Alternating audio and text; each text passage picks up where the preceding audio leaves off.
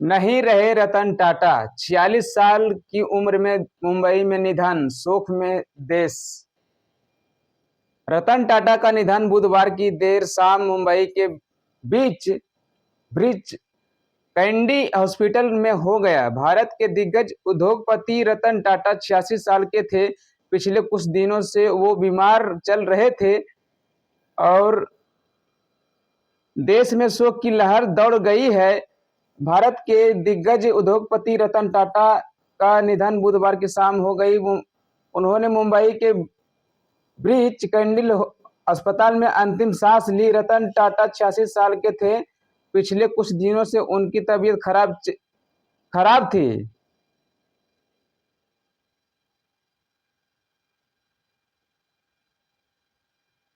दरअसल बुधवार की शाम में उनकी तबीयत ज्यादा बिगड़ने की खबर आई थी, जिसके कुछ घंटे बाद ही उन्होंने दुनिया को अलविदा कह दिया। रतन टाटा का जाना देश के लिए बहुत बड़ी क्षति है। हालांकि उन्हें देश कभी भूल नहीं पाएगा। उन्होंने देश के लिए एक से एक काम किए। टाटा ग्रुप को ऊंचाइयों पर पहुंचाने में रतन टाटा की सबसे बड़ी भूमिका रही। उन्होंने देश और आम लोगों के लिए कई ऐसे काम किए जिसके लिए उन्हें हमेशा याद किया जाता रहेगा।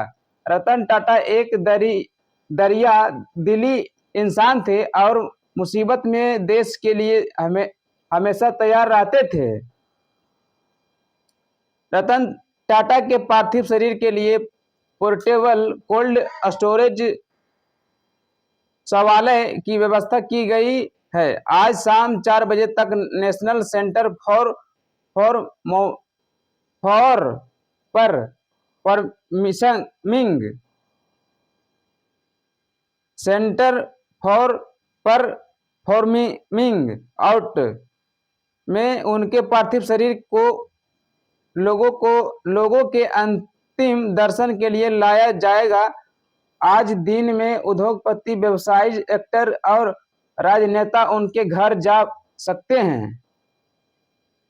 पार्थिव शरीर को वर्ली शमशान घाट ले जाएगा। रतन टाटा के पार्थिव शरीर को कोलाबा स्थित उनके घर ले जाया गया है और परिवार के सदस्य भी अस्पताल से चले गए हैं। विशेष सीपी देवेन भारती व्यक्तिगत रूप से परिवार के सदस्यों के साथ काफिले और एम्बुलेंस के साथ गए हैं। उनके पार्थिव शरीर को वर्ली शमशान घाट ले जाएगा। ये वही जगह है जहां साइरस मिस्त्री का अंतिम संस्कार किया गया था। 2 दिन पहले ही कहा था, मैं बिल्कुल ठीक हूं। इससे पहले सोमवार को भी रतन टाटा की तबीयत बिगड़ने की खबर आई थी, जिसके कुछ ही घंटों बाद खुद रतन टाटा के एक्स ट्विटर हैंडल से एक पोस्ट शेयर किया गया था। इस पोस्ट में लिखा था कि मेरे लिए चिंता करने के लिए सभी का धन्यवाद। मैं बिल्कुल ठीक हूँ, चिंता की कोई बात नहीं है। मैं बढ़ती उम्र से जुड़ी बीमारियों की रूटीन जांच के लिए अस्पताल आया हूं, लेकिन देश को ये दर्द रहेगा कि वो इस बार अस्पताल से लौट नहीं पाए और हमेशा के लिए अंतिम यात्रा पर निकल पड़े। 28 दिसंबर को हुआ था जन्म। अरबपति, कारोबारी और बेहद दरिया दिल इंसान रतन टाटा 86 साल के थे।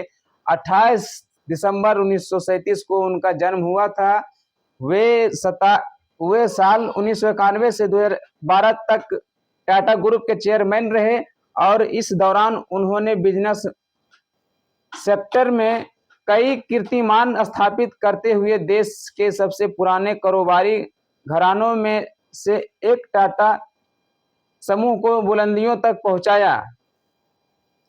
रतन टाटा की शख्सियत को देखें तो वो सिर्फ एक बिजनेसमैन ही नहीं बल्कि एक सादगी से भरे नेक दिल इंसाफ इंसान भी थे। वो देश के लिए हमेशा आदर्श और प्रेरणा स्रोत रहेंगे। टाटा रतन अपने समूह से जुड़े छोटे से छोटे कर्मचारियों को भी अपना परिवार मानते और उनका ख्याल रखने में कोई कोर कसर नहीं छोड़ते। इसके कई उदाहरण मौजूद है। 1991 में बने थे चेयरमैन। गौरतलब है कि रतन टाटा को 21 साल की उम्र में साल 1991 में ऑटो से लेकर स्टील तक के कारोबार से जुड़े टाटा समूह का चेयरमैन बनाया गया था। चेयरमैन बनने के बाद रतन टाटा ने टाटा ग्रुप को एक नई ऊंचाइयों पर पहुंचाया। उन्होंने 2012 तक इस समूह का नेतृत्व किया, जिसकी स्थापना उनके परदादा ने एक सदी पहले की थी। 1996 में टाटा ने telecom company Tata tele services की स्थापना की और 2004 में टाटा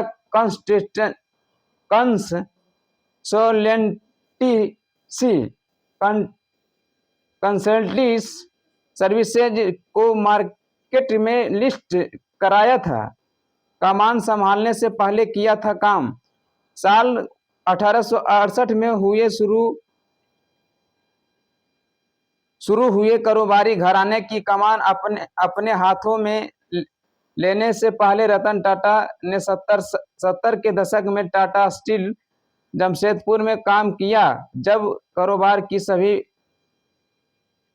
बारीकियां समझ में आ गई, फिर उन्होंने ग्रुप में अपनी दमदार एंट्री और अपनी मेहनत और काबिलियत की दम पर घरेलू कारोबार को आसमान की बुलंदियों पर पहुंचाने का काम किया। रतन टाटा ने 1991 में पूरे ग्रुप की कमान अपने हाथों में ले ली थी और रतन टाटा की शख्सियत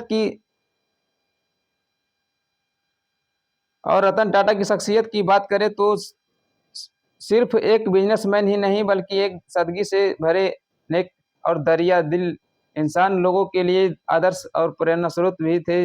वे अपने समूह से जुड़े छोटे छोटे कर्मचारियों को भी अपना परिवार मानते थे और उनका ख्याल रखने में कोई कोर कसर नहीं छोड़ते थे।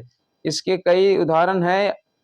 इसके अलावा उन्हें जानवरों से, खास तौर पर स्ट्रे ड्रग्स से खासा काफी लगाव था। वे कई गैर सरकारी संगठनों और को दान भी करते थे। इसके अलावा वे किसी भी विपदा की स्थिति में हमेशा मदद के लिए तैयार रहते थे, फिर चाहे वो मुंबई अटैक हो या कोरोना महामारी हो। ये सच्चाई है। बहुत दुख की बात है हालांकि देश में, है ना। बाकी क्या सोचते हैं रतन टाटा के बारे में कमेंट बॉक्स में जरूर बताइएगा। ज़्यादा उनके बारे में क्या बोले, जितना उनके बारे में बोले उतना ही कम पड़ जाएगा। मेरे हिसाब से बहुत दुख की बात है। मैं उनको कोटि कोटि नमन करता हूँ, रतन टाटा को। उनको भगवान आत्मा शांति दे। जो भी किए हैं देश के लिए बहुत अच्छा किए हैं, है ना, बहुत अच्छा किए हैं। उसके बाद जो है मुकेश अंबानी हैं, इसके बाद हैं ये कर लिए, उसके बाद ये दूसरे नंबर पर मुकेश अंबानी है। ये सच्चाई है। तो चलिए ठीक है, मैं ज़्यादा क्या बोलूँ इनके बारे में। भगवान इनको अच्छी तरह से रखे, आत्मा शांति दें, अपने पास रखें, है ना, आत्मा भटकने ना दें। बाकी अगला वीडियो मिलते किसी और मुद्दे पे। जय हिंद।